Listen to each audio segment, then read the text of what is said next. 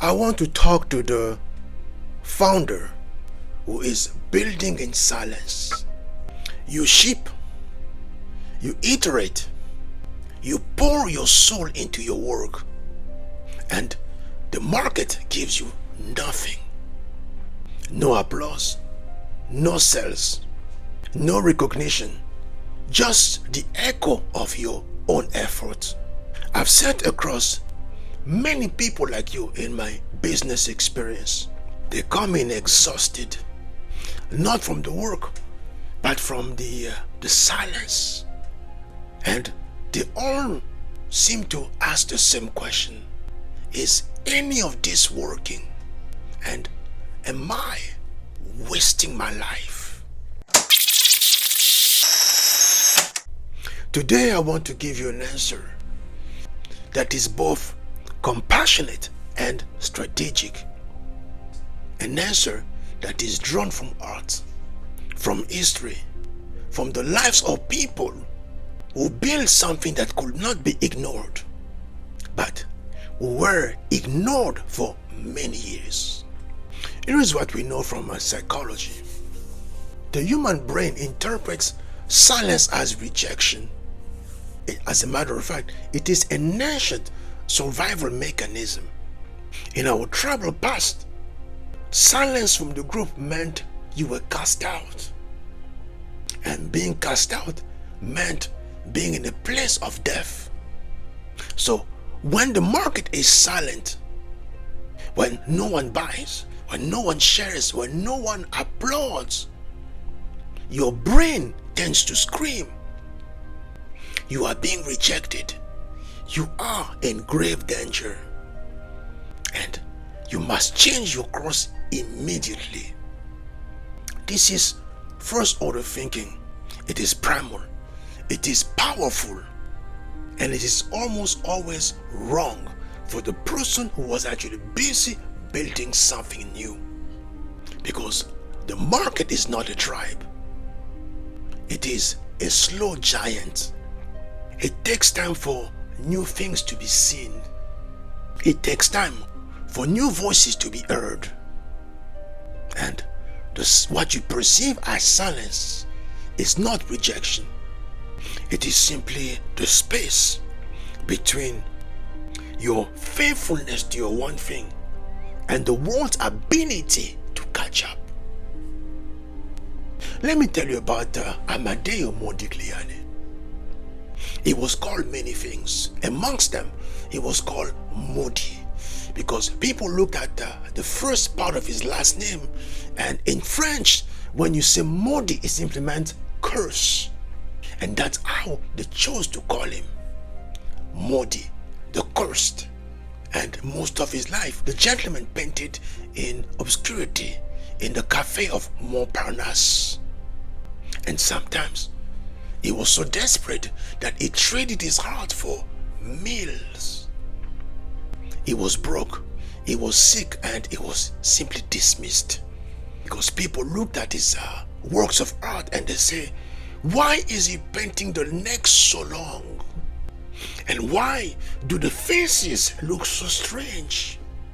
So the critics mocked him, and the market as a result ignored his works.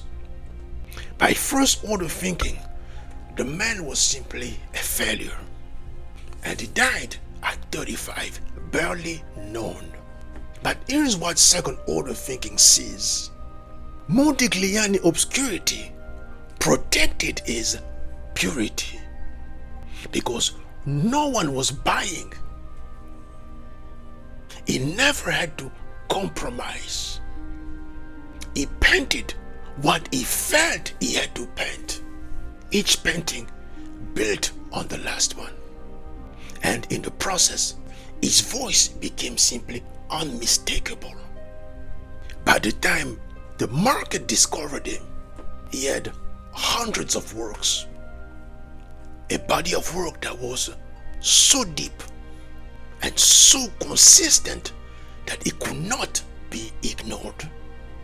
Today, his works sell for over $100 million. The Curse Painter is now a masterpiece. And when you look back, you see that the silence was not the enemy. It was for him a sort of cocoon. Now, let me bring this to the modern day founder. You are building your one thing. You are producing relentlessly. But for some reason, the market is silent. No sales, no buzz, no recognition. Here is what you need to understand. Your unseen work is not wasted. It is compounding. Rembrandt painted hundreds of self-portraits. Most of them were not, of course, commissions. Most of them were simply exercises that were meant to be discarded. But each one compounded his mastery. John Coltrane practices saxophone 15 hours a day for many years. Most of the hours he spent practicing were never recorded, but each hour compounded his ability. And what does this mean? Your 100 work is exponentially better than your very first one. And your 10,000th iteration is a different universe from the 10th one. The compounding is always invisible until it becomes simply undeniable. You cannot see the tree growing, but you only get to see the height after many years. But here is where I see many founders get stuck. They fell into a vicious loop. Obscurity triggers self-doubt. Self-doubt triggers compromise. And compromise triggers generic work. And generic work triggers more obscurity.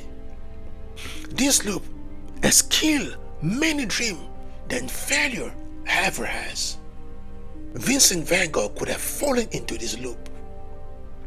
After all, he had been dismissed most of his life.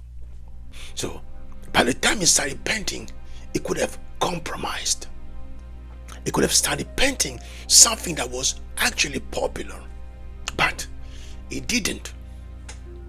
He kept painting his sunflowers, his starry night, his self-portrait with bandaged ears because he refused to listen.